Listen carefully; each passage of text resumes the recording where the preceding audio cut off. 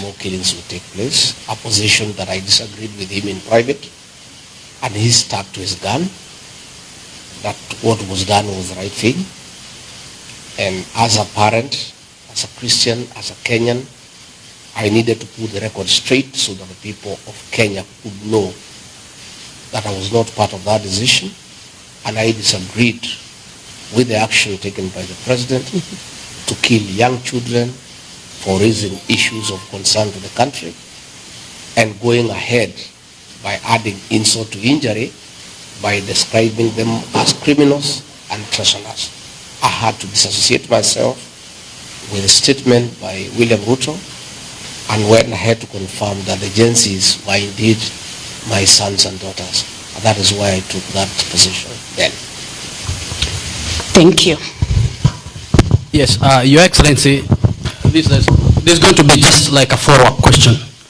And there's somebody who asked, if you are the president in that time, we understand you are not the president, and we know exactly what transpired, what happens, our children getting killed. But if you were the president in that time, would you have done things different?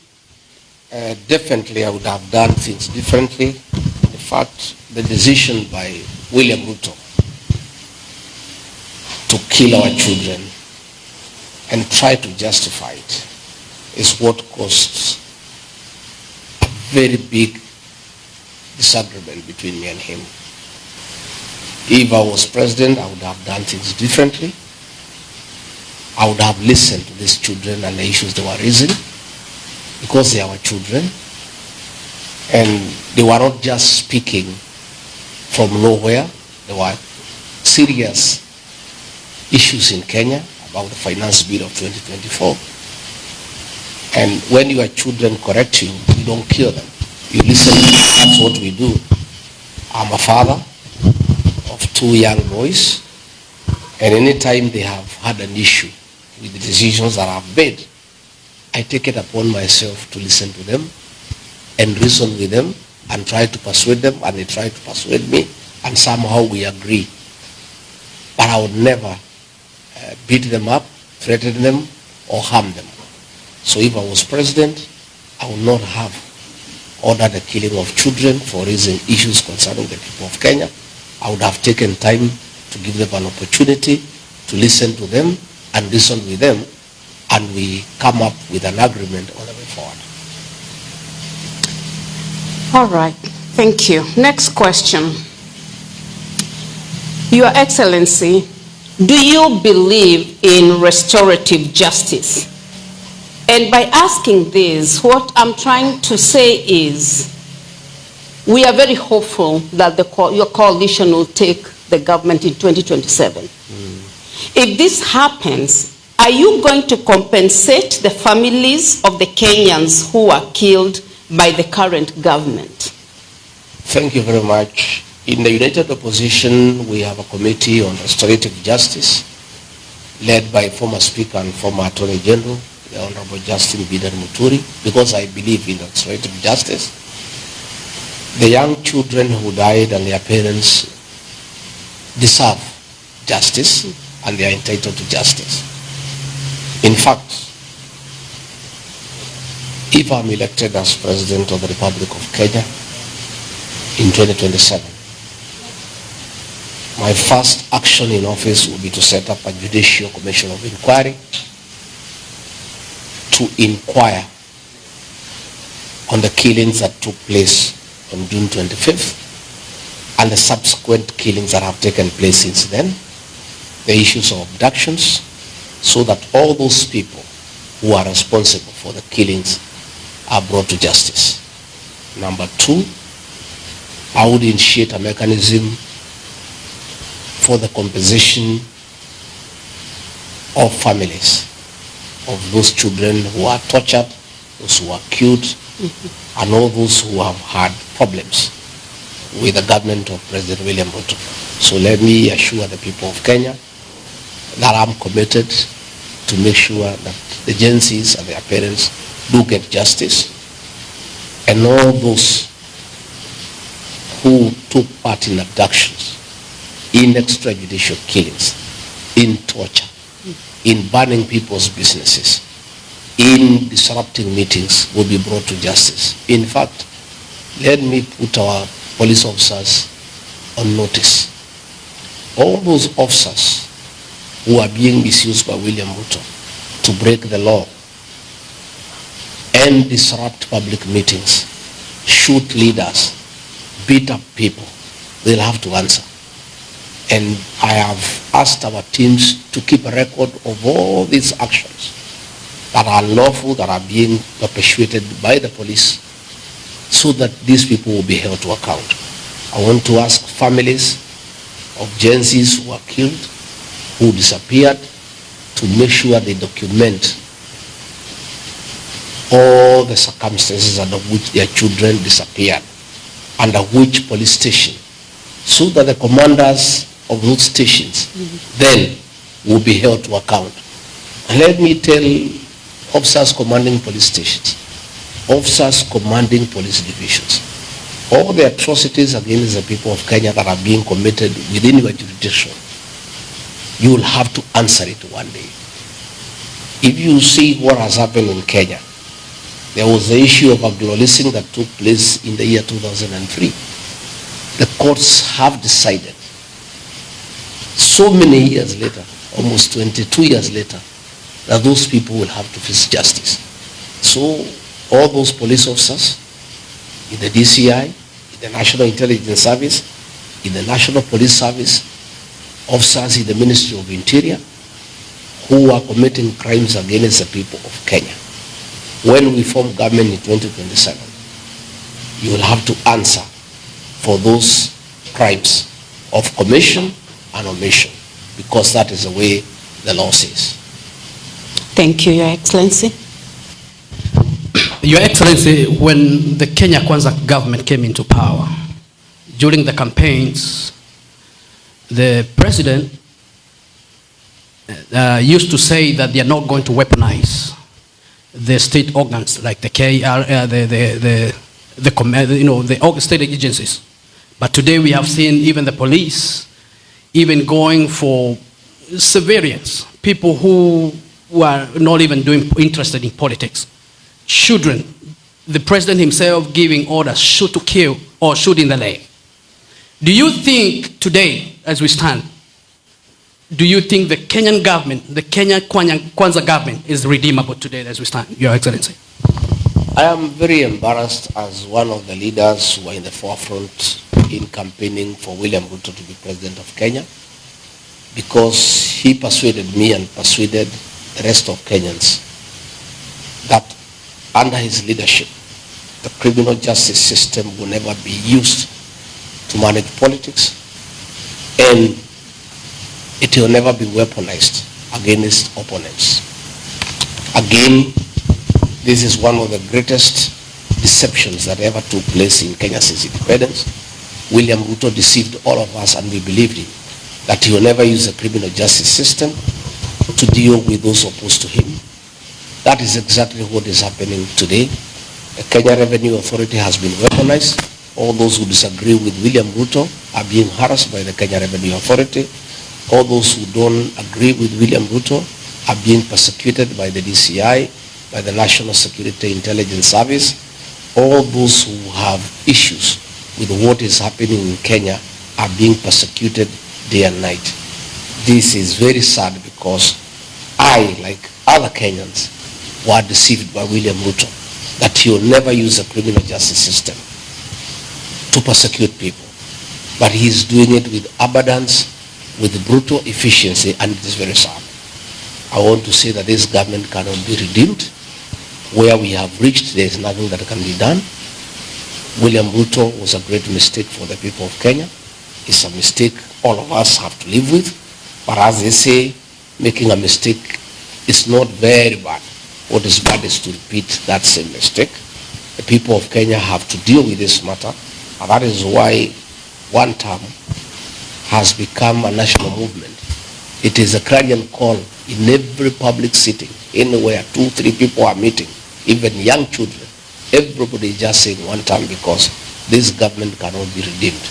And I'm very excited that yesterday in the Senate, the chairman of the Foreign Relations Committee tabled a motion for the American legislative arm to review the status of Kenya as a non-NATO ally because of violation of human rights, because of abductions, extrajudicial killings, using police against civilians, and again working with terrorist organizations in Sudan, in Somalia.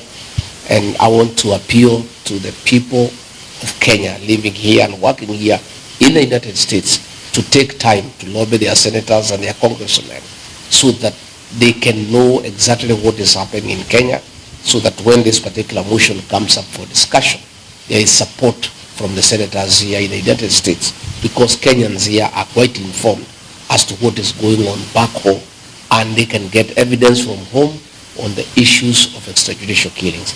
In fact, it is very sad that President William Ruto have the audacity to publicly issue orders for people to be shot.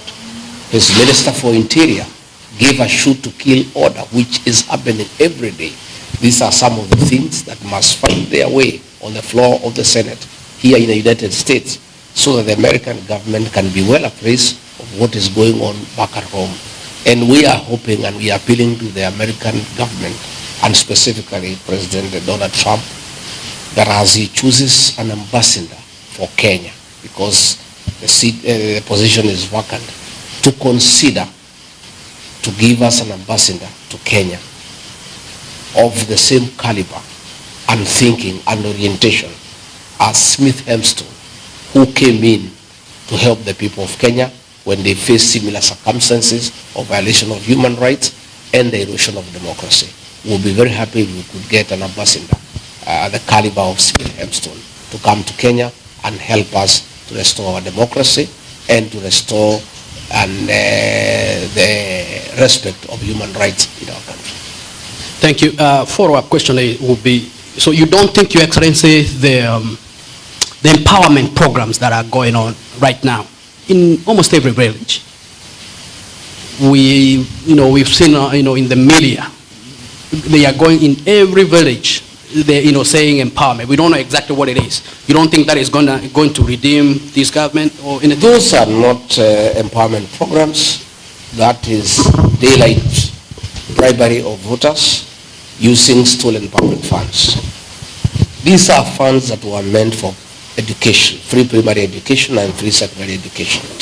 This money, William Ruto has diverted management for education through the National Intelligence Service, ostensibly to deal with regional security. This money is withdrawn in cash every Friday and given to Kindiki to go around the country bribing voters and cheating them. That is empowerment. William Ruto promised real empowerment when he became president.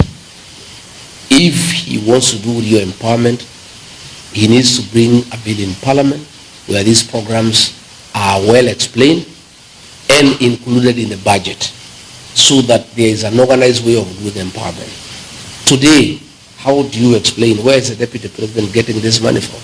His salary is known.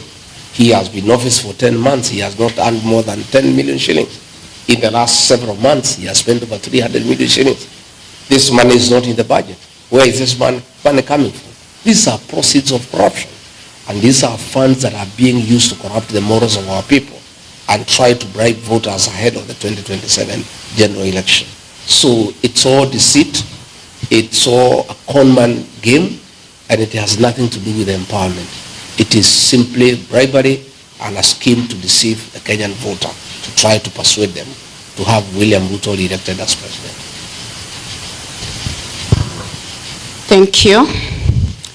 Now, Your Excellency, this interview is really not an interview without talking about you being labeled as a tribalist. And as you may know, probably you are aware that most of us who defend you on social media, we are also labeled tribalist. I personally campaigned for President Ruto for 4 years, non-stop, obviously I was against President Uhuru. Nobody labeled me tribalist until Rigathi Gachagua was impeached. We have seen you hold rallies in Mombasa, Bungoma, Kakamega, Kajiado, Nairobi, and other parts of the country with great acceptance from Kenyan masses. Why the government, and indeed its handlers, calling you a tribalist? Why do you think they call you a tribalist? And we have seen you in many other regions that do not belong to the Kikuyus. Thank you, Jerry. That is a narrative by William Ruto to try to demonize me before the people of Kenya and to suppress truth. William Ruto has nothing against me. And the only remaining strategy is to label me a tribalist, to try to demean me before the people of Kenya. Fortunately, it's only William Ruto, his sycophants, and bloggers paid by government who call me a tribalist. I'm the darling of the Kenyan people. As you have rightly said, when I was in Ukambani, everybody, thousands of people from that area wanted to hear from me. When I arrived in Mombasa, in Kilifi, in Malindi, everybody wanted to listen to me. When I went to Masai Land, in Kajiado, in Narok, the Maa people want to listen to Riggy G. When I went to Western Kenya, I was a star guest in Bugoba, in Busia, in Kakamega, in Vihiga. The people of Kenya believe in me and the truth that I speak every day. It's only William Ruto because there's nothing else he can say against me. As you have rightly put it, nobody believes him because when I campaigned for him, he never called me a tribalist. When the people of the mountain Kenya supported him to a man, he never said they are tribal. He has only decided we are tribal because we have rejected his leadership and we have said we are not going to support him. As long as we were supporting him, we were good people and we were very nice people and nationalists. But the minute we decided that he cheated us, he betrayed us, he misused us, he was the wrong choice for us and for the country, he has decided that we are tribal people. But I am never dissuaded from what I believe in. I never lose focus. I'm never distracted. I ignore those things with the contempt that they deserve. I am very keen to talk to the people of Kenya. I stand for the people of Kenya. When I fought for the Gen Zs, I fought for all the Gen Zs for the people of Kenya. When I oppose over taxation, I do it for the people of Kenya. And the people of Kenya have understood who Riggy G is. And William Ruto with his narrative will go nowhere. When I go back, I will be having a 3-day incursion of the Busi region in Kisii and Nyamira. Again, I will be going to Migori in Kuria. Again, I will be going to Bomet. I will be going to Eldoret. I will go to each and every part of the country because I'm a Kenyan leader. And I'm a leader who is respected by the people of Kenya for what I believe in and for upholding truth, because the people of Kenya want a truthful leader. And that is why William Ruto is scared.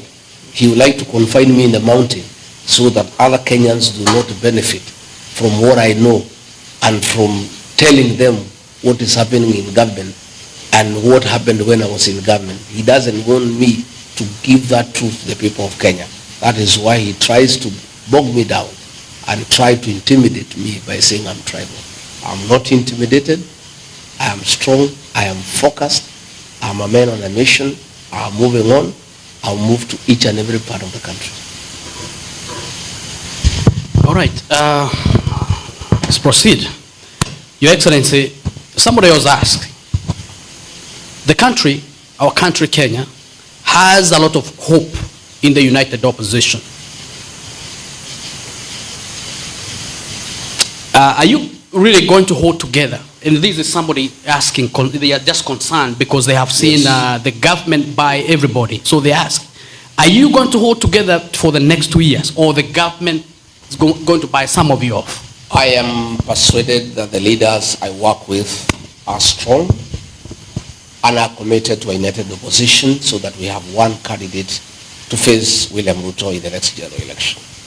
I have personally committed before the people of Kenya that if I'm not chosen to be the flag bearer, I will be more than willing to support whoever is agreed on.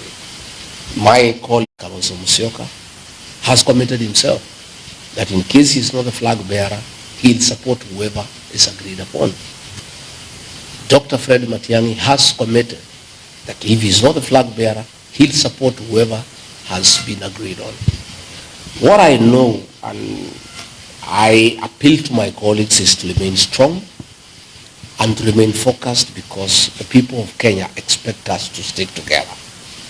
William Ruto has rolled out a very elaborate plan to divide the opposition. And he is using every trick in the book, and he has applied massive resources to try to create problems within the opposition. Specifically, he has started with the mountain. He would want a situation where he divides the mountain, because the mountain vote, by sheer size, is very decisive in who becomes president and who doesn't become president. And since he is aware that the mountain has decided it will not support him, he would like to divide the mountain. We are aware of schemes to form political parties within the mountain to come and rival the DCP, which is the party of choice in the area. We are aware that he is trying to introduce a third force by, funding leaders who appear like they are opposed to him, but you start wondering where they are getting money all of a sudden to start dishing around in the country. These are things that are going on, but luckily for us, the people of Kenya are very intelligent and they see these things from far. People are very enlightened and they can see through William Ruto. And I want to assure leaders who are being used by William Ruto to divide the opposition, to divide the mountain. William Ruto will destroy you the way he has destroyed the leaders who hang around him. People can see through you. People can read your lips. People can listen to the language that you are speaking. If, for example, you hear a leader from the mountain saying that Rigiji is tribal, they don't like tribalism, that is the language of William Ruto. You don't need to have rocket science to know who is sponsoring that person, because that is the language of William Ruto of saying the people of the mountain as tribal.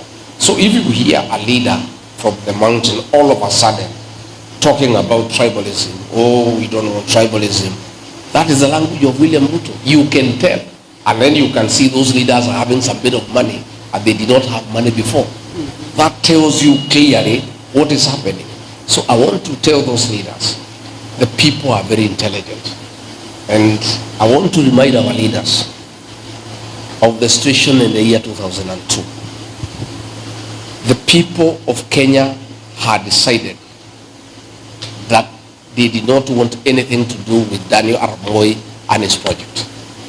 And people had made that decision as a people, and the leaders were following them. The Honorable Musalia Mudavadi was in the group that had rejected the project of President Daniel Arap Moi. Somewhere along the way, Moi convinced him to abandon the people and join him. He dismissed Professor George Saitoti as vice president and appointed Musalia as vice president. And Musalia was earmarked to be the vice president for Uhuru Kenyatta. The people of Sabatia, the people of Vihiga, the people of Western Kenya refused to follow Musalia Mudavadi. He went alone. He lost his seat as a member of parliament for Sabatia.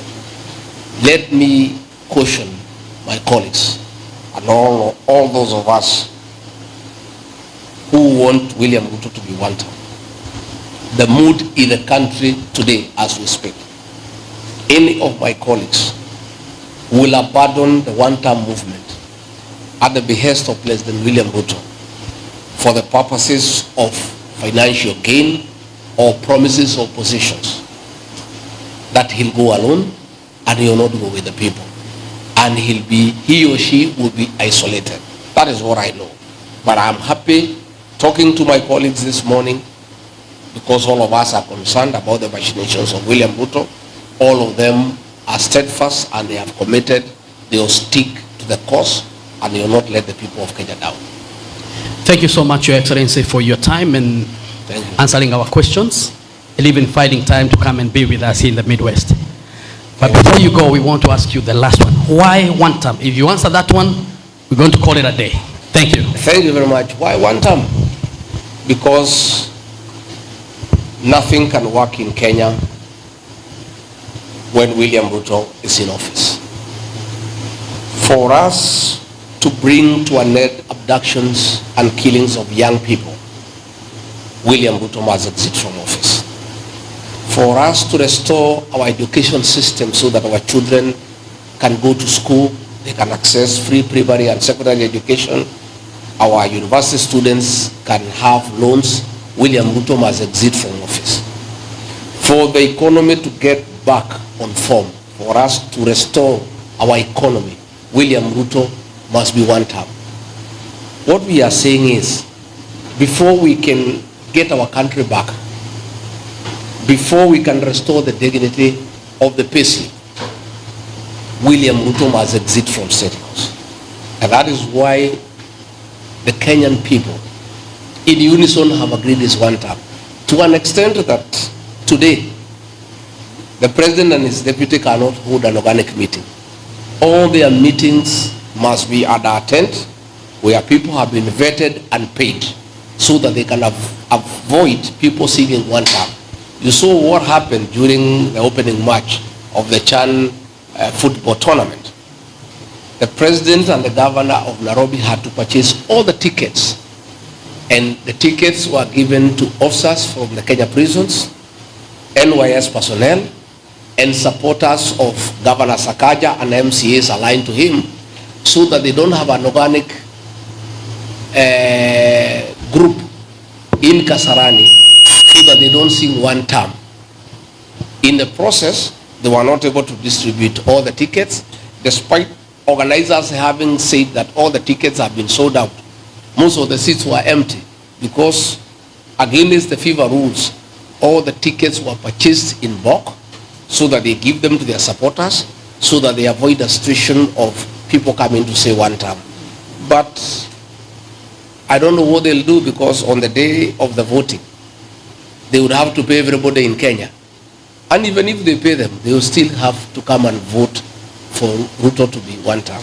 So it's a prerequisite for us to restore Kenya, for us to restore our country, for us to restore our economy, for us to restore the dignity of the person, for us to have our children safe from killings, for us to have Kenyans doing business in a good environment. William Ruto must be one term. That is the movement we are spearheading, and I can tell you it is unstoppable and it's going on. And probably they were thinking it's Rigiji who is behind it. I've been out of Kenya for the last 5 weeks. The one term movement is even stronger than it was when I was in Kenya. So it's one term. Your Excellency, we want to thank you so much for your time. Thank you. And again, thank you for visiting us here in Midwest. Thank you. Thank you. I look forward. Asanteni sana.